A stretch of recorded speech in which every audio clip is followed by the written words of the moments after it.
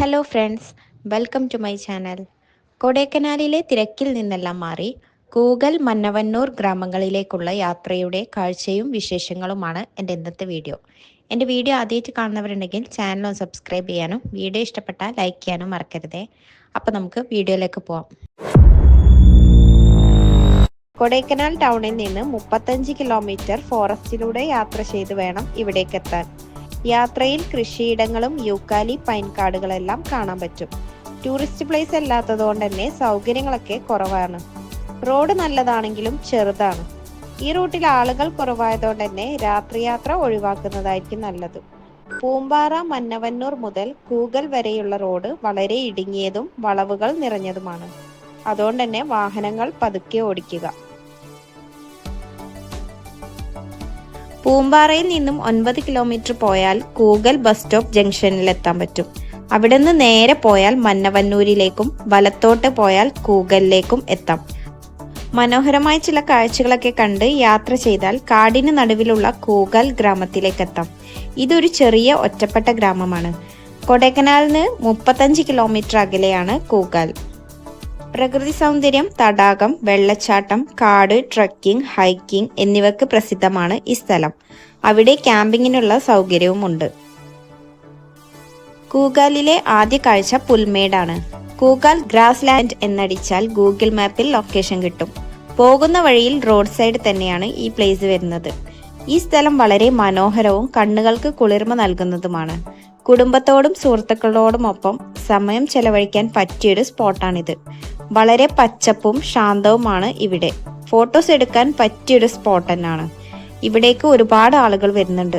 കൂടുതലും ബൈക്കിൽ വരുന്നവരാണ്.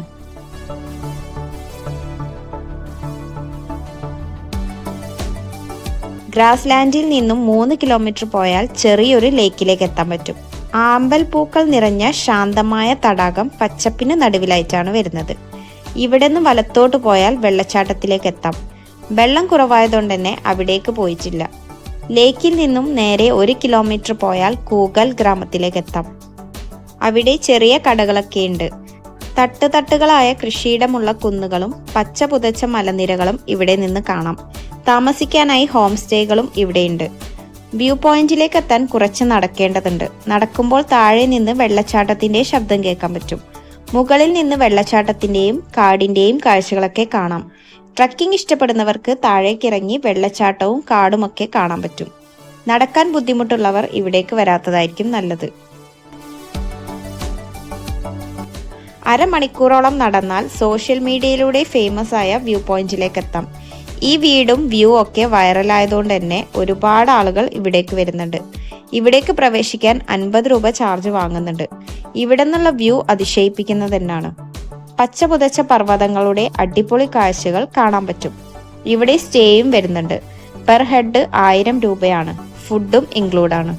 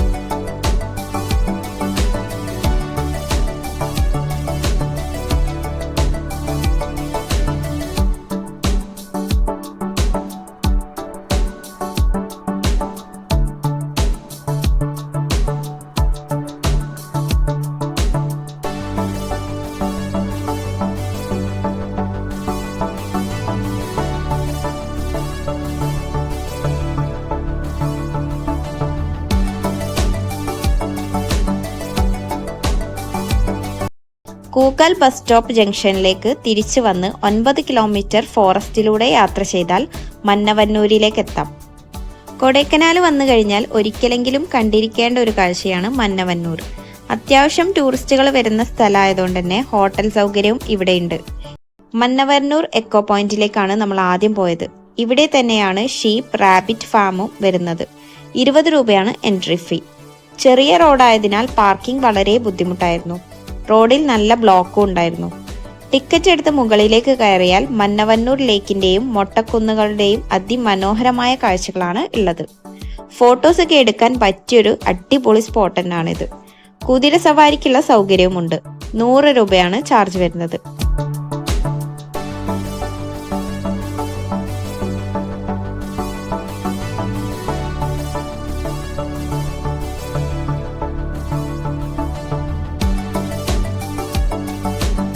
ഞങ്ങൾ പോയപ്പോൾ ചെമ്മരിയാടെല്ലാം പുറത്ത് മേയാൻ പോയിരിക്കുകയായിരുന്നു.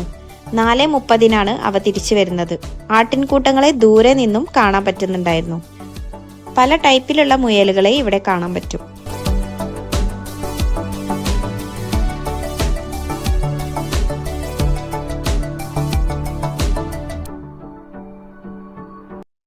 ഇവിടുന്ന് 1 കിലോമീറ്റർ മാറിയിട്ടാണ് മന്നവന്നൂർ ലേക്ക് ഉള്ളത്. അവിടെ ബോട്ടിങ്ങിനുള്ള സൗകര്യമുണ്ട്. റോഡ് ഫുള്ളും ബ്ലോക്ക് ആയതുകൊണ്ട് തന്നെ ലേക്കിലേക്ക് പോവാതെ ഇന്നത്തെ യാത്ര മതിയാക്കി നമ്മൾ കൊടൈക്കനാലിലേക്ക് തിരിച്ചു പോരാണ് ചെയ്തത്.